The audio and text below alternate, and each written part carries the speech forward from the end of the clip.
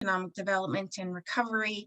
And there are some other hard discussions out there that we can have, and we will have them as I'm sure the conversation will go on.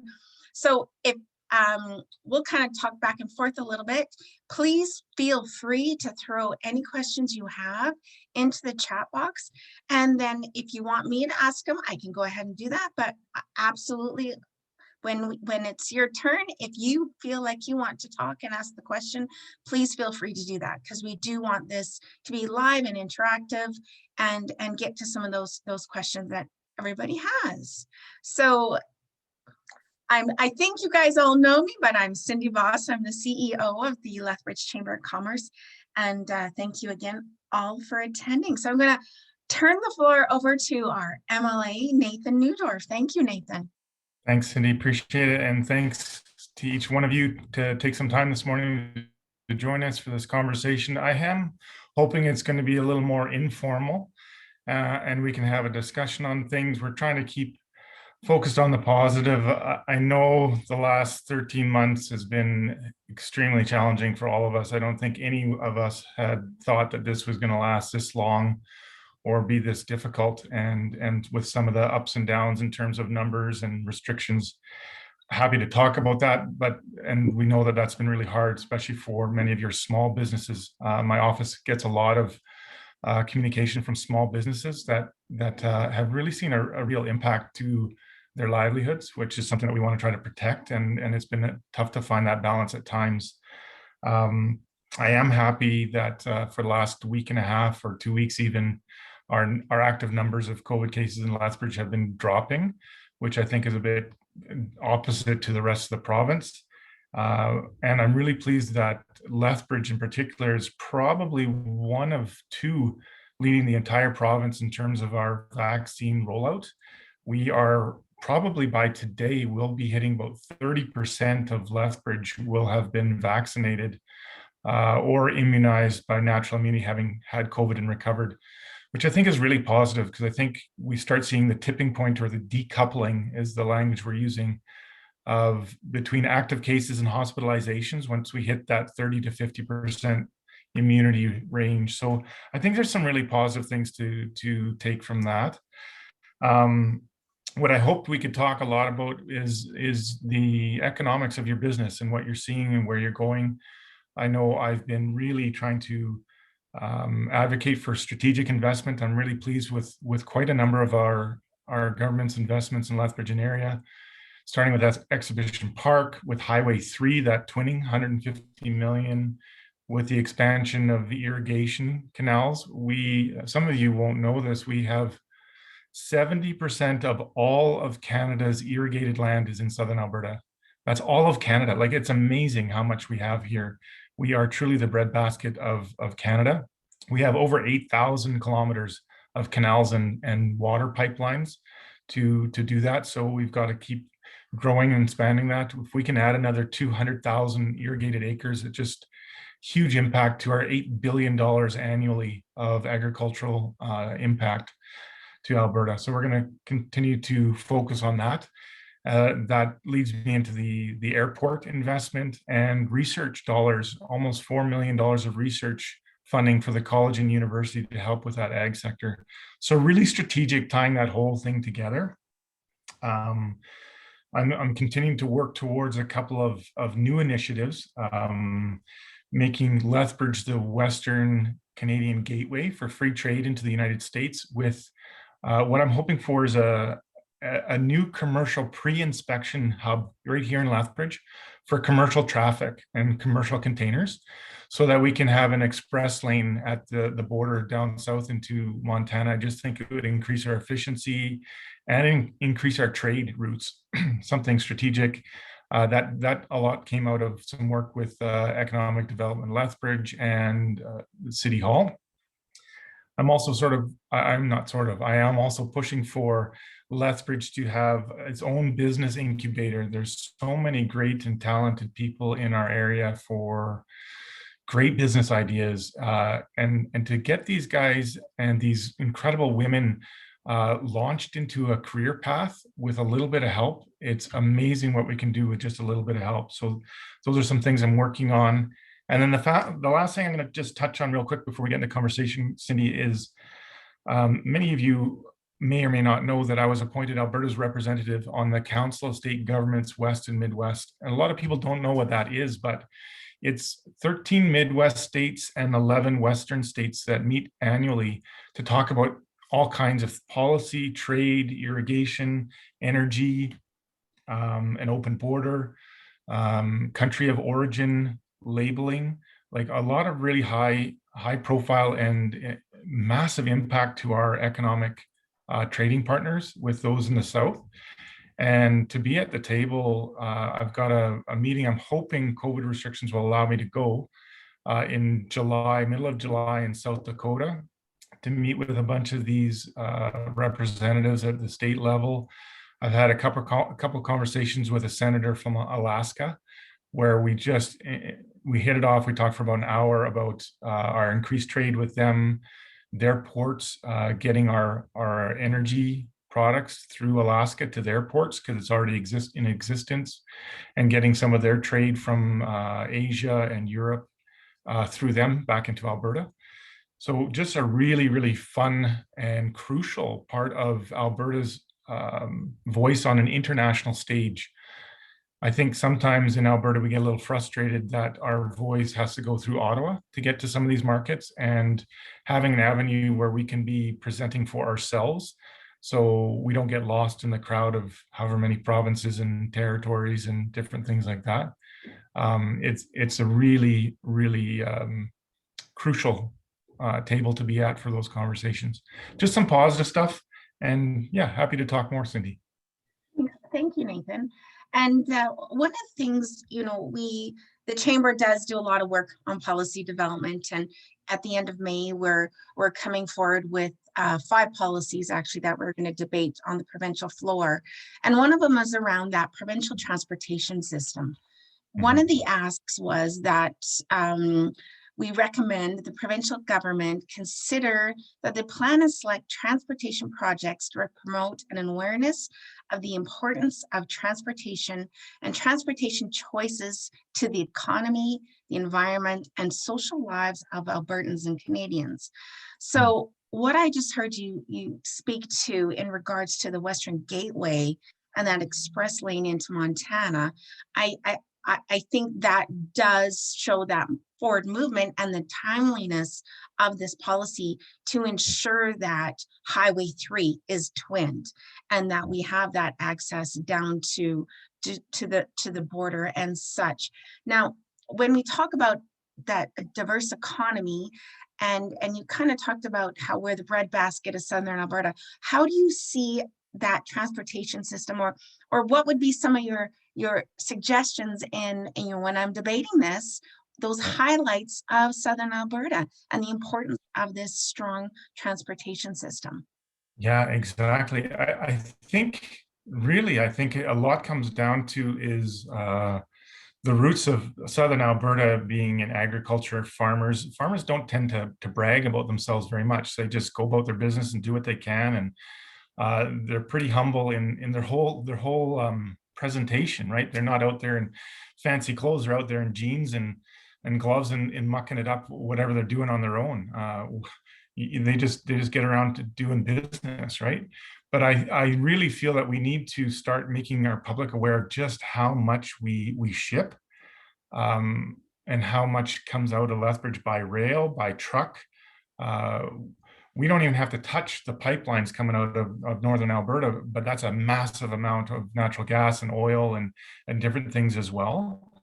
But down here, the amount of grain, the amount of sugar, like Rogers Sugar in Tabor is one of 2 sugar factories in the entire country.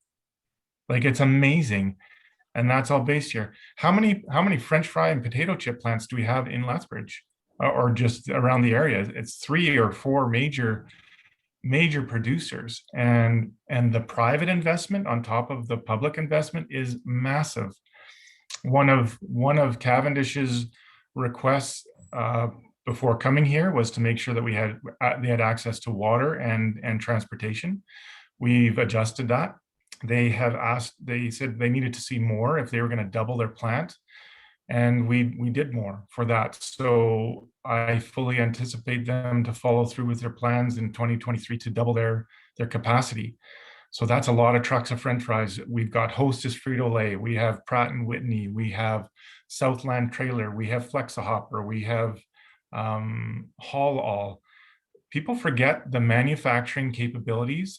We've got Let's Pasta. I don't know if any of those folks are on the call today, but just an incredible family story that they've won a massive northwestern United States contract for pasta, all made from local products. We need to celebrate that. I think we need to get some of those facts and figures out of how much we do, and so that people can say, this is important, this is really important. And to be able to ship it by rail, to be able to ship it by air, and to be able to ship it regularly and effectively and efficiently by land are really, really key to getting that product out to different markets around the world, around the globe. And I'm just really excited because really Lethbridge at 100 and just over 100,000 population, we're competing against Winnipeg at 350,000, I think, and Vancouver as two other ports of entry, not to mention Toronto, but like we're punching way, way, way above our weight class. And I think people need to know that that's an incredible feat. Absolutely. And that's, you know, some of those messages that we're hoping to start getting out there.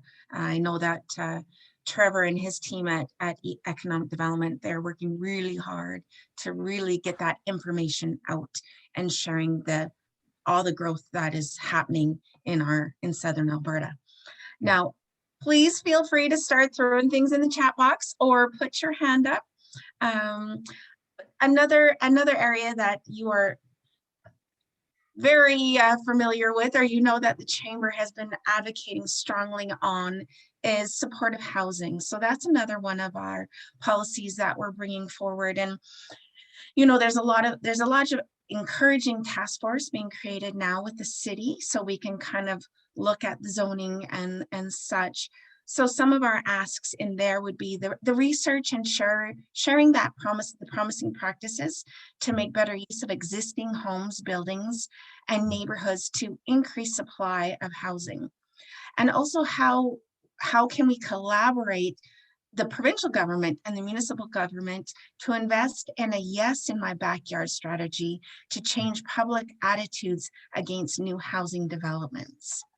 Yeah, this is a crucial one, and like you said, it's challenging because of preconceived conceptions and possibly even some misconceptions on what these housing developments can look like. We've got work to do, but I think we've got to start on a 42-bed affordable housing unit on the north side of Lethbridge. That I'm really hoping that will break ground this summer and get going. That's to continue that care for those who are caught in addictions, for those who need the most support, because it really gets them off the streets and out of lanes and alleyways and different things like that. It gives them a much more structured living. I mean, we've added a huge number of beds in Southern Alberta to get those who are suffering from addiction into treatment and recovery. And some of those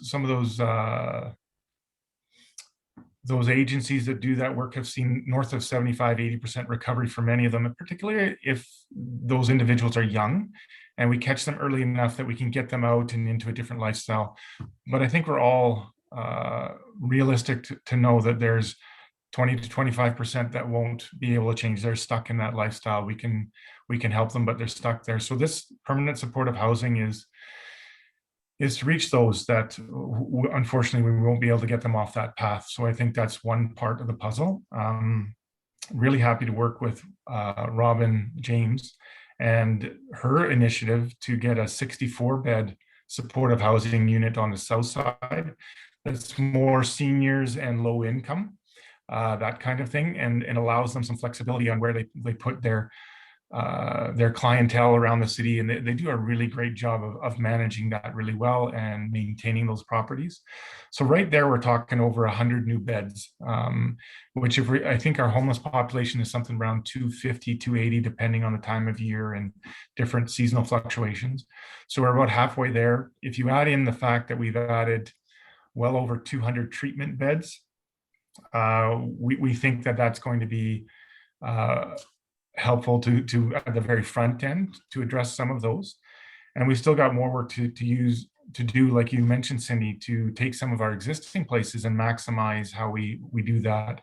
And then there's a couple of groups in town that are working with our provincial government and the federal government on Indigenous housing. They've seen some really great things where if they can get them into a starter home and get them into a job lifestyle and those healthy habits of schooling and paying at a step level, their success rate to see them graduate into independent living and their own houses is through the roof. It's great. So those are at least 3 or 4 separate different initiatives at different stages along that pathway and that journey for those individuals to get them on their feet. And I think we've really transitioned well to not just focus on one spot and one aspect of a person's life where they're caught in something like that, but at a number of different points to catch them and get them on a path where they are living the life that they want and are contributing back to society.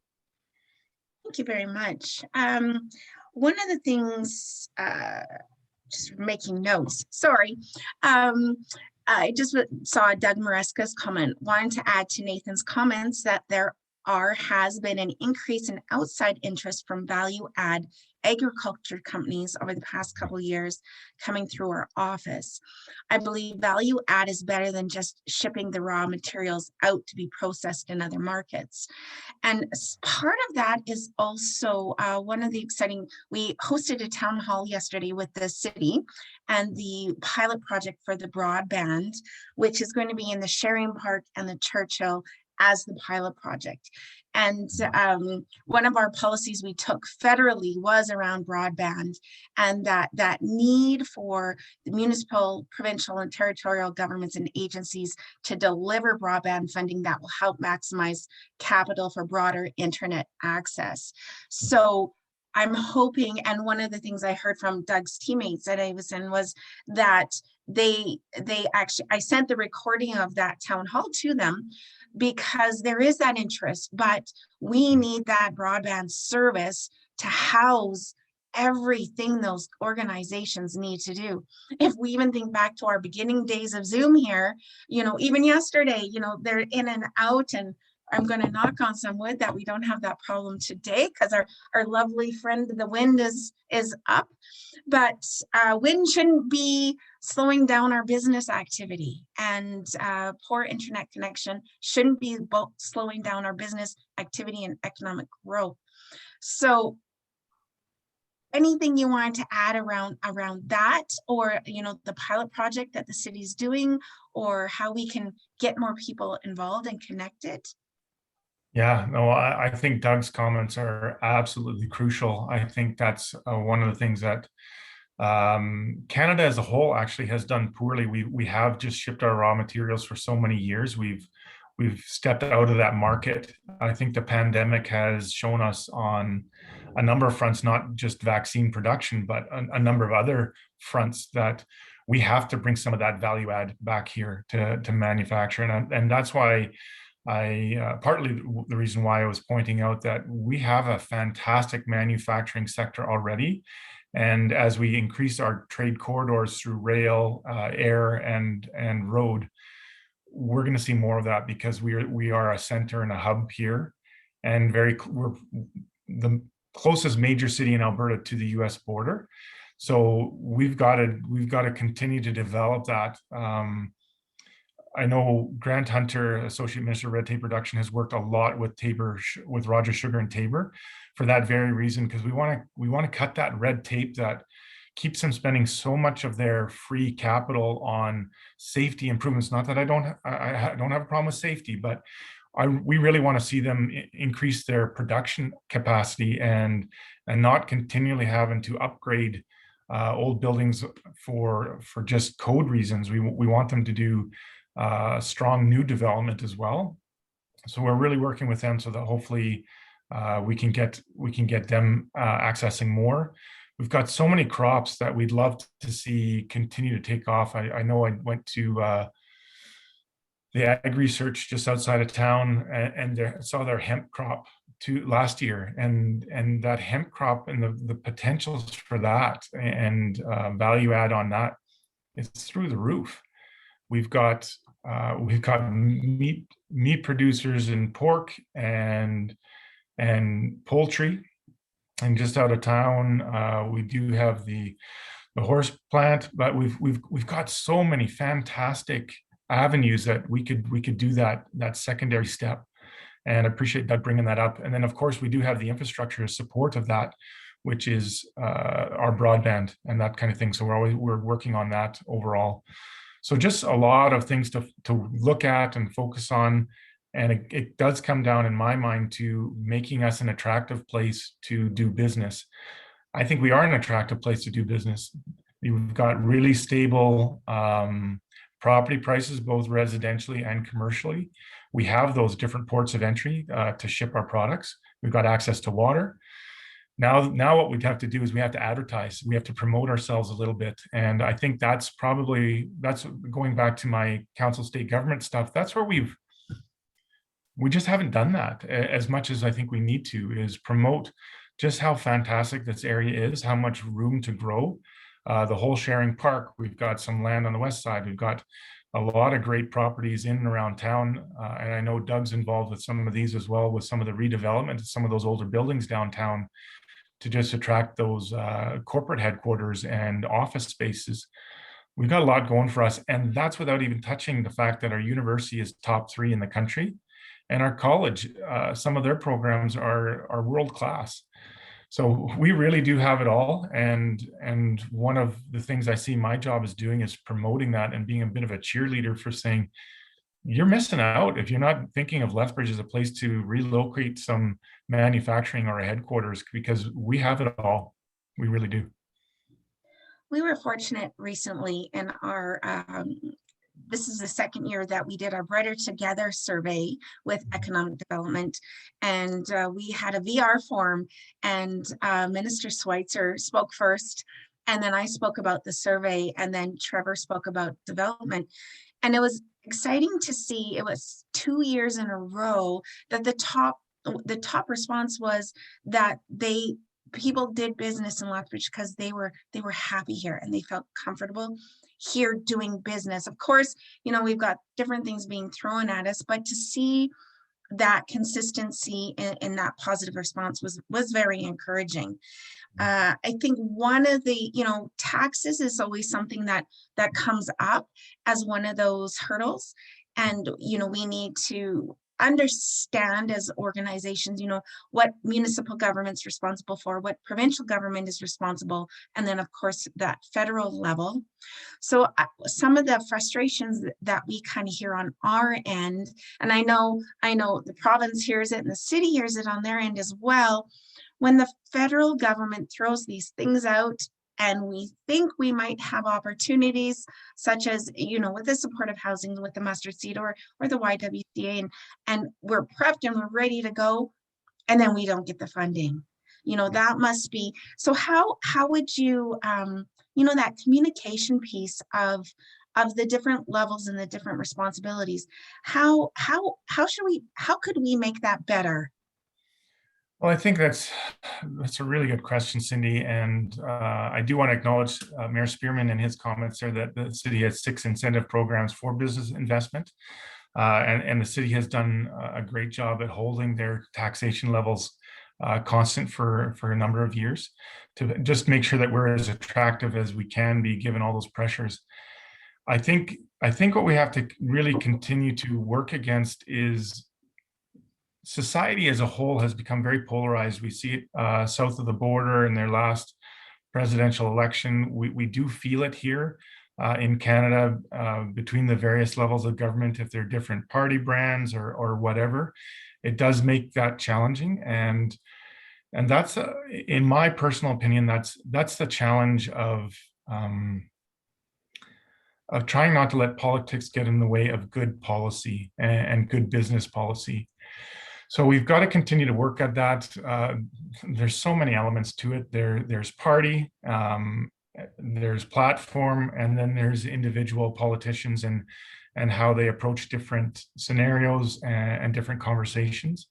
So there's a lot of things at the mix in that, and we do love having a free and democratic society where good and rigorous debate of opposing viewpoints, I think, is healthy. Where I fear we get stuck is if those two sides become polarized and people become entrenched in whatever their ideology is and the conversation stops. When that conversation stops, then it's very difficult to move forward because you're only moving forward by democratic force. So I would just ask the chamber to keep doing what you're doing. You do these roundtables, you do these town halls, you do the information sessions where you can have open and rigorous debate. It's good to do that. And then take it to government and to continue to encourage the conversation so that all levels of government can work collaboratively as much as possible. It doesn't always work, and Canada is a huge country in terms of land area. We've got lots of beautiful cities, and if you're going to fund 5 projects, well, that's a whole lot of cities that don't get funded, right? So there's some reality in that, and that's where good policy really plays a part in, like, what we're trying to do in Alberta is create a 20-year capital maintenance and capital infrastructure plan, so that people can say, listen, if our number didn't come up this year, when will it come up? And they can peg that spot on that capital plan and create some certainty. Most people are willing to be patient if they know they're being treated fair and equitably, and they can see the progress working. It's hard when, oh, you were number 2 and now you're dropped down to number 10 and we don't know where you are on the list because there is no list. Like those makes things very difficult for business to have the stability they need and to be able to predict structured growth in a capital plan over a time frame that makes sense. So again, lots of things to work on and continue with, and yeah, I think that's where we need to go, and that's one of the reasons I personally have chosen not to dwell in places where you can cast blame on people or on governments or on whatever. Blame is looking backwards, and things happen. People have to take responsibility. We have to acknowledge that, but let's look forward and say, where do we go from here? And I try to spend as much time as I can on that because that's something I can actually actively change. I can't change a decision in the past. And hopefully we can continue to work forward through all those things. Thank you, Nathan. One of the exciting things, that we're working on with the Alberta Chambers, and how do we create, because the common theme throughout our province and of course our country and the world right now is that stability, and whether it's your business stability, mental health stability, the whole gamut right now. How as the chamber can we help create some of the stability? On Tuesday, we had the opportunity to meet with Dr. Hinshaw and Minister Shandro. And one of the things that the Alberta Chamber of Commerce is working on, so we can do it as a provincial chamber initiative, is rapid testing. So we're trying to get some of those details together. I'm hoping to be able to do a business alert today. So we can, businesses who want to do rapid testing, whether, so they, and this won't be for every business to begin with, but so we can get those employees to work and know we can keep them at work in a safe way, so we can keep business safe. So the rapid testing, we're encouraged by that, because now, before it had to be a medical professional that did it and whatnot. Now there's not going to be a lot of those hurdles, and a lot of that red tape is being taken away, and it's going to be free to employers. Do you have much knowledge about, I'm sure you've heard some of the discussion around this. Did you want to share how could we as the chamber best support this and get this running in our community? Yeah, no, I'm thrilled that you do support it and continue to work with the Ministry of Health for that information. I don't have that inside information from the ministry, but I have heard about it and I have been advocating for it, particularly for our fabricating, manufacturing, meat processing plants, anywhere where there's lots of people working in small areas, right? Because that's where if you get one or two people that just are carrying COVID, though they're not exhibiting massive symptoms or whatever the case may be, it's great to catch that early before it hits too many people. So again, any place that we can have that in Lethbridge at our fabricating plants to allow us to continue to work at the greatest capacity possible while protecting those that might have COVID, right? So I was pleased that Lethbridge was chosen a couple weeks ago to have it in our schools for the same kind of reasons, right? Lots of people in smaller spaces. So that was a great initiative there. I'm really thrilled that we're going to get there with our businesses, and I would love to see that continue to grow.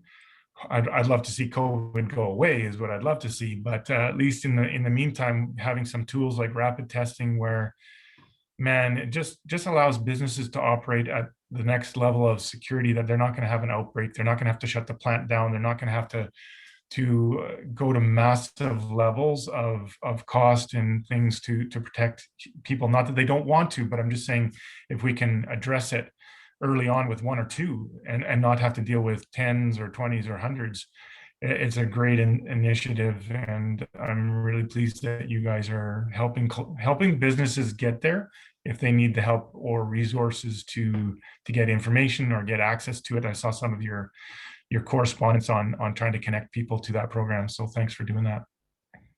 Absolutely. And we're just, that's the power of the chamber system, and something that we're very fortunate to be part of. If those that are on this call, if you are interested and you want to get your business on kind of the waiting list, we're hoping to have, like I said, those details. We did put the links, some of the information in our newsletter that we sent out Wednesday, but I'm having Ashley start a list so that we can start you right away and hopefully do some of those training sessions. So Ashley, maybe I'll just get you to throw your email in the chat line, and then anybody, please feel free to ship off a message to Ashley. All right. Anything else? It's been a great, you know what, I do appreciate, I appreciate our conversations, Nathan, because we're always, like you said, it's those nice conversations that you can have back and forth. Do we talk about some heavy hitting stuff? Yeah, we do. But it's nice to be able to do it and then figure out, okay, where do we go from here? And I appreciate when you say that politics versus policy. We need strong policy moving forward, and policy that just doesn't kind of change on a whim, but that strong policy. So I'm always very happy when you talk about policy in that way, because that's one thing that we work hard at the local level and every level to ensure that, our voice is heard. Yeah. All right. Let's see. What other policy can I throw at you that we're working on? Now, we're talking about cybercrime and how to best protect businesses with that. Now, we had a policy that we brought forward on the municipal stage, but on the economics of childcare and some of the hurdles that we were seeing at the beginning of that. And I think some of those stressors have alleviated, but some of them aren't. And we're seeing now that there's a lot of empty spaces in childcare. And one of the things we heard at one of our recent convener committees is that $16 to $20 an hour person, they're hard to find right now. They're not going to work. And I think a lot of that is because, and I'm not switching this to the negative narrative, but, that uncertainty of how many times can I get laid off? I don't want to, I don't want to do that. Here we go, we're ready, and then stop, and ready and stop. And I know with seeing Susan on the call, I'm sure she's getting tons of calls about, that whole sport environment and Yeah. that area there. And I know it's tough. So Yeah. how do we get some of that going again, so that we put and we did a state of the industry on Monday, and it was on the fitness industry. Right. And then of course last night, and the fitness industry kind of feels like and the sport industry feels like they've gotten a negative name.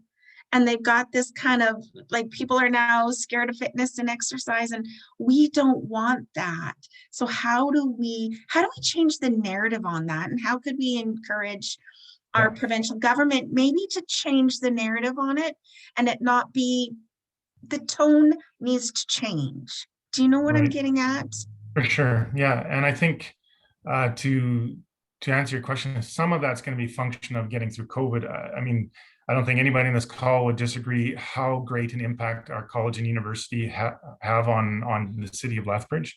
So when those bums aren't in those seats, we're going to see a huge gap in bodies to fill a lot of those positions, right? A lot of those $16, $20 hours are students working in around their training, their kids coming out of high school, entry level, that kind of thing, especially with sports, especially with volunteering. I mean, I've got kids right through that age range, and they're really limited on what they can do because they're in school one day and next week they're gonna be working from home, and they might have a job or they might not, but they're not really certain as to what they can do. And of course, all of those who would come to the college and university from outside of Lethbridge, they're not here right now.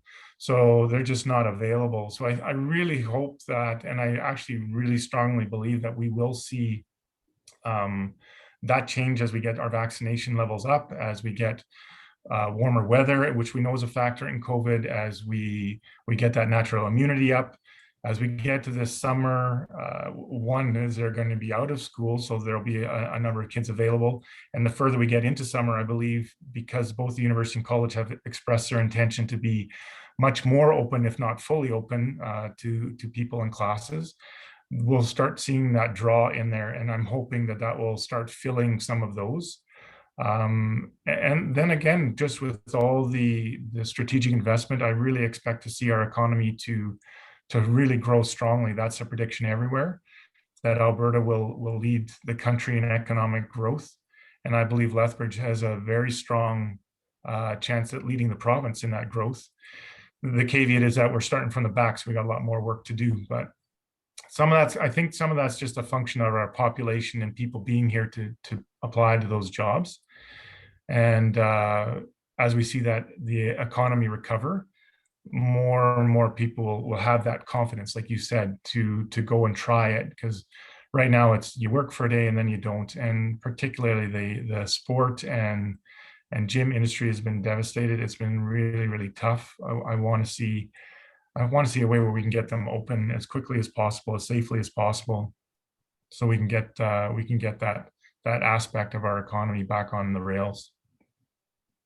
Now, one comment that I see now, and I've been hearing this more and more as well, any policies or incentives to get family physicians in Alberta?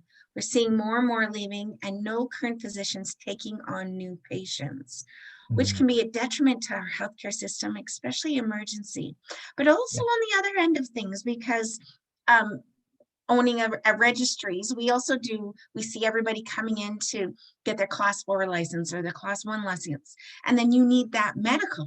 Well, in order to get them to work, they need to get into their family doctor who does, employment type medicals. But if they can't get in to get that medical for a month, 2 months down the road, they've lost that economic opportunity for themselves and also for the organization. So what are we doing about looking at that situation? Yeah, that's a great question, and obviously one I'll be fully transparent and hopefully humble in my approach to this, is that we've made some mistakes and we have created some uncertainty there, and we need to build that back. I can't predict how that will all be done, but we did see the first chance at a ratification vote for the AMA that didn't pass. It was narrow, but it didn't pass. So we've got to, I think that's a place to start. Is I think most doctors, as most individuals, they want to see a contract in place that everybody's agreed to, or at least a majority has agreed to, so they have that certainty. That's step one in my opinion, and I think we've got definitely have some work to do in that. If we get that step in place, then there is a function of COVID. I think COVID, because it's a pandemic and global, it has really it's stopped movement in a lot of directions, right? We hear intentions a lot of places, but people, they're not moving to Alberta, but they're not moving out of Alberta, because that being able to move interprovincially or interjurisdictionally is very limited right now. And I think that's a negative byproduct of the pandemic. So there's an uncertainty there. I think we put a piece in place with the budget this year that we have increased the funding for physicians to 5.4 billion. So that's a bit of a certainty piece, but now it's the devil's in the details, as they say. And I think we actually have to do a little bit more in terms of the review of our health system. My wife's an ER nurse, and I have seen this trend for a number of years where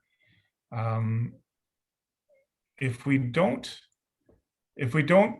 get our education piece right, people will go to emergency because it's easiest.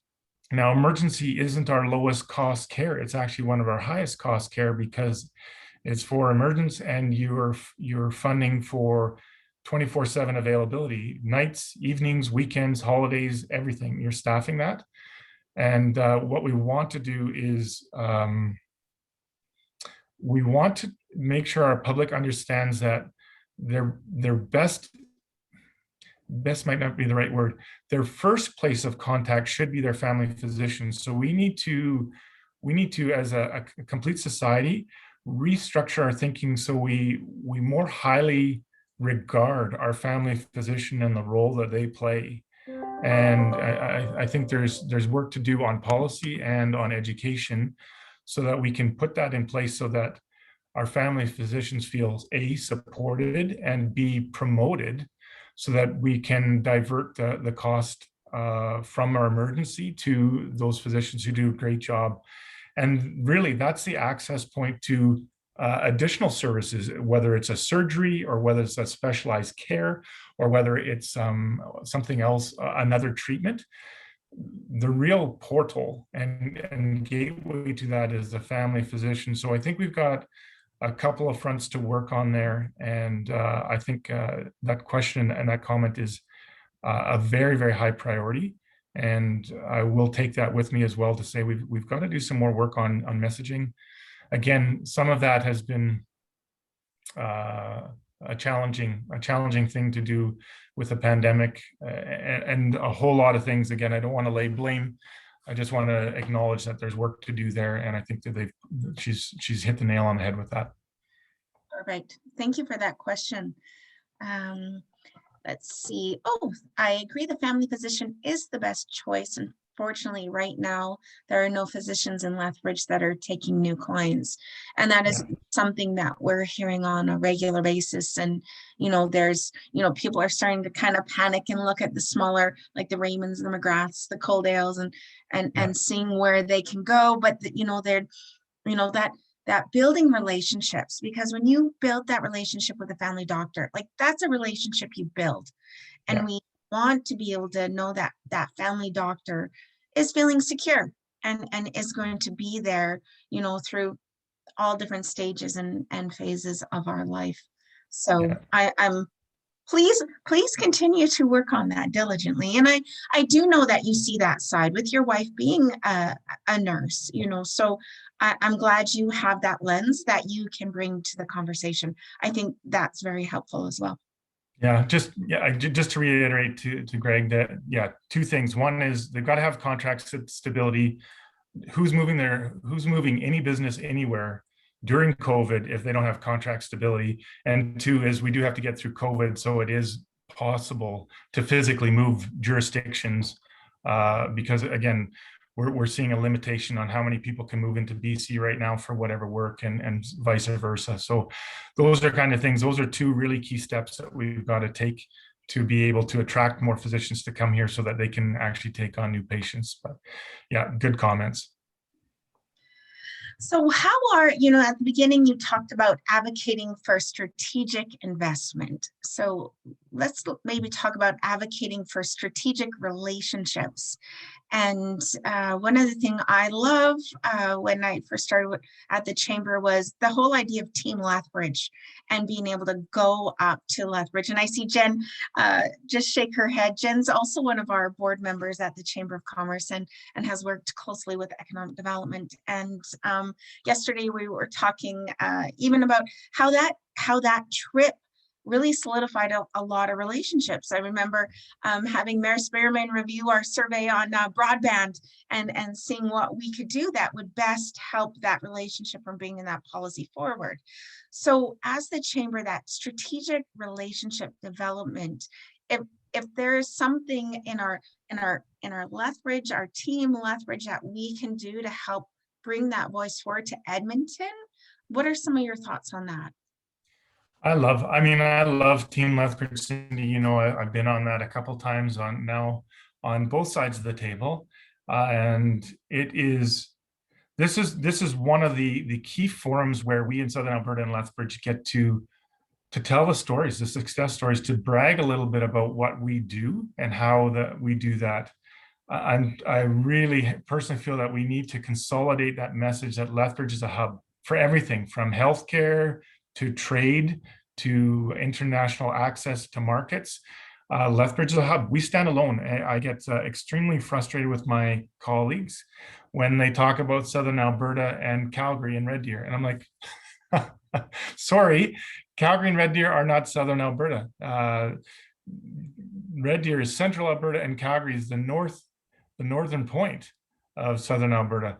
So I continue to beat that drum, and Team Lethbridge is a strongly unified voice that allows every individual to continually message similar themes to multiple ministries, and including the Premier last time, on the benefits of investing and promoting the market access and the marketplace that we hold here in Southern Alberta.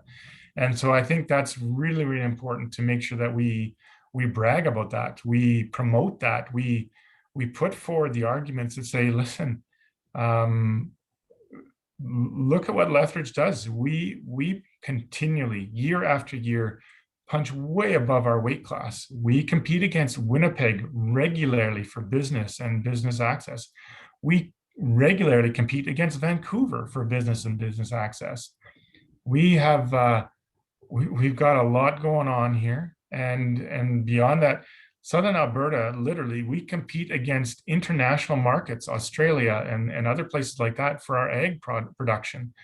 So we as Team Lethbridge need to continue to bring that voice forward, make sure that we have a consistent and unified theme, that every ministry is aware that, hey, when you're thinking of investment, you should be thinking of Lethbridge first, because we get way more bang for the buck, comparatively speaking, whether it's acquisition to land or property or rents or even labor.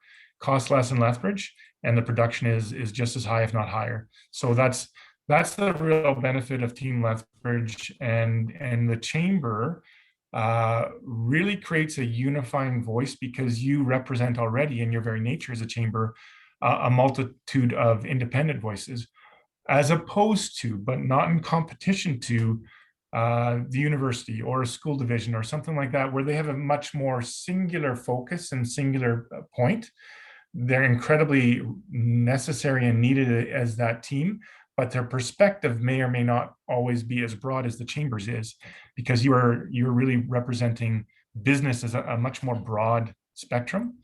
And Yeah, I just think your organization does a fantastic job of creating that message of being engaged and involved, bringing your expertise, bringing your policy work, bringing your experience, and you guys do a great job with that. Well, great. Now I have on recording that I can bug you whenever I want because you love engaging with us. So we're already at 10:22. This is great. I have another question. What are the government's plans to fill the gap left behind by the shutdown of the Plant Protein Alliance of Alberta? Could you maybe speak to the plans around that, as it was very important to the promotion of egg in our area? Yeah, no, great question, Jen. And I don't have a lot yet. That's pretty recent stuff. And I haven't been in Edmonton for 2 weeks, just with COVID and with the schedule and different sitting things like that. And unfortunately, today is my last day of 2 weeks of isolation. So I haven't left my house in over a week from when I found out. But I do have to touch base with the Minister of Agriculture to see what the plans are there. That's one ministry that they've changed a lot and they've restructured a lot of those things. I have concerns because of this this closure. So I don't know the plans forward yet, but it is top of mind to talk to the Minister of Agriculture to say, where do we go from here? And how are we going to promote this? How are we going to make sure that we have that understanding? It's a big question for me. I wish I had a better answer, but it's something I'll take away. Well, maybe that would be a great opportunity, because we can't host our Meet the Ministers event right now live in person. And Mr. Jason was so fantastic. I think he did at least 2 events with the chamber on his own, and that was fantastic. So maybe if we could do something like that, especially with the start of the egg season, that would be great for our region, and I think it would help us feel supported as well in our area. And I also saw Mayor Spearman shaking his head yes. So I'm saying you're agreeing to me phoning you all the time too, like I do. Thank you. And I do, we do appreciate, and I know Rachel just sent me a message. She was supposed to be on the call today too. We are very fortunate to have our governments engaged with us. So thank you. Thank you all for that. Well, we're at 10:25. Any last thoughts or any last comments? Well, just one industry that I didn't know if it was going to come up or not, but I am really excited to see where this goes is our tech, film, and television industry. We have seen just exponential growth this year. I wish I had done a little bit more research. I apologize for not bringing that forward. But I believe typical years we see about $20 million of investment. I could be wrong. Please don't quote me on that, but this is just to get a frame of reference for magnitude. And I think this year we've seen over $200 million invested in our tech, film, and television industry, which is incredibly exciting to see that growth. I think my daughter told me that there's another film being planned for Fort McLeod in the next couple of months to be filmed there. So that's exciting. We just want to really highlight that growth, and particularly the television series part of that, because television series, when they come to town, they're here for multiple years. So they build a production studio, they hire more stable staff, they continually buy clothing and food and props and different things for their sets. And it's a much more stable industry, where a film, though it seems like a big blockbuster attention grab, it's here for only a few months and then it's gone again. And those aren't quite as long lasting and stable. But we really do enjoy that growth, and we want to make sure that we're continuing to see that on a longer term stability rollout. And I think some exciting stuff to go with that there. Now I just see that the mayor just had a couple of quick comments. If you want to unmute. Yep. I'd like to thank Nathan for the information today, and also for helping support the city of Lethbridge. Back on March 31st, Nathan helped arrange a meeting between myself and the Premier and some of the leaders in Alberta Health Services in this area. And at that time, if you remember, we had the highest rate of COVID infection in the province per 100,000. Those numbers can vary quite a bit. And this week, the mid-sized cities, 22 mayors, met with Municipal Affairs Minister Rick McIver on Wednesday. And we said, you know, we need supports in cities like ours. Wood Buffalo, Fort McMurray now has the highest rate per 100,000. And yesterday, the government responded.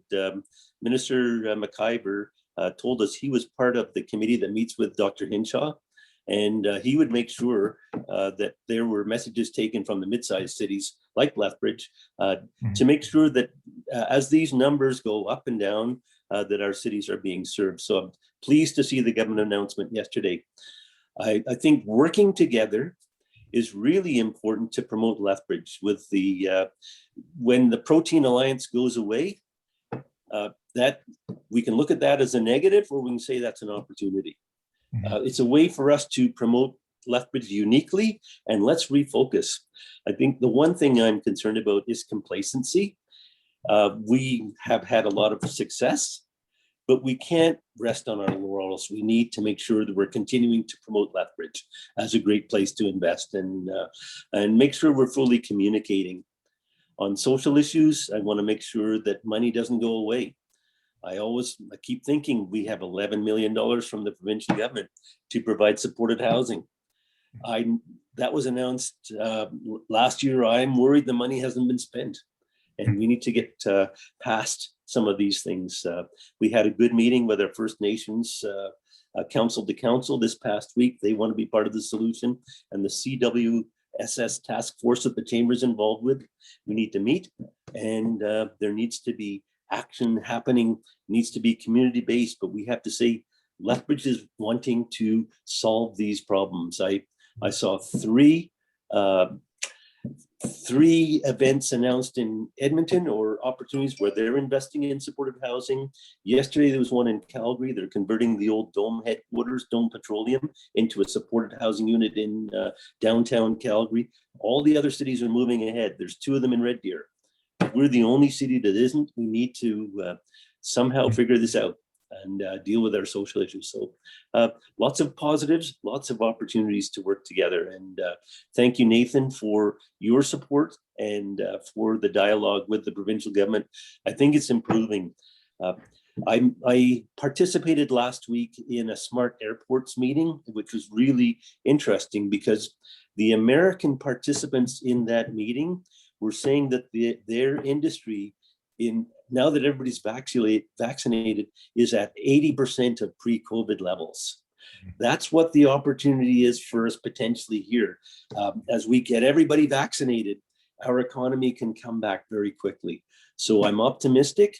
What we have to do is we have to make sure that everybody in the community is pulling in the right direction, keeping each other safe, and following the health orders, and making sure we're all doing everything we can to make sure Lethbridge is as safe as possible so we don't have any setbacks. And I'll stop right there. No, thank you. And those are some of the things that, you know, we discussed at the beginning with the supportive housing policy that we're bringing forward, and the great work that with the task force for the CWSS. And, you know, I think there's lots of positive things. We, out of the state of the industries that we're doing, because we have the panelist SWOT analysis, because I believe in that balanced approach, the strengths, weaknesses, opportunities, and threats. We have to identify weaknesses and threats, but we have to identify the strengths and opportunities. And I wrote a letter to Mr. Schweitzer and outlined some of the things that, the particular one was the retail industry.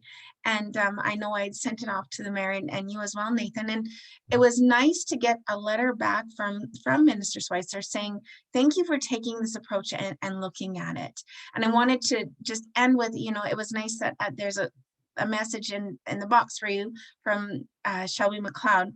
Keep up your great MLA work of listening and working for the people and businesses of Lethbridge and area.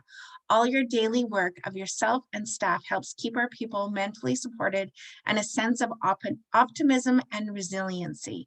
So, you know, the mayor just used the word optimistic. You've used the word optimistic, and that's where we need to, you know, we need to face the realities, of course, but we need to also look forward at the optimism. So I'll let you say a couple of closing comments, Nathan, and then we'll we'll get on with the rest of our Friday, and thank you again for reaching out and working on this coffee chat with us. Thank you. Thanks, Cindy, and thanks to each and everybody for joining today. Really appreciate the conversation. I appreciate you taking time out of your schedules and the great feedback. I really value the Chamber and all your partners and your perspective, what you bring to me. It helps round out, obviously, the messages that I hear and take with me to Edmonton. And this is just a great forum to be able to have those discussions and asking tough questions, asking good, pertinent questions, and making sure that we're aware of what we need to be working on. We all know nobody's perfect, and there's lots of work to do. So identifying the problem and then engaging with a proposal to work that through, that's a really great constructive way of getting there. And I just appreciate the collaborative nature of the Chamber for doing that with me and allowing me to take that voice to Edmonton in such a responsible and reasonable way. I think we get a lot more bees with honey, so to speak, than vinegar. So appreciate that. And thanks everybody for your time today and listening. Appreciate it.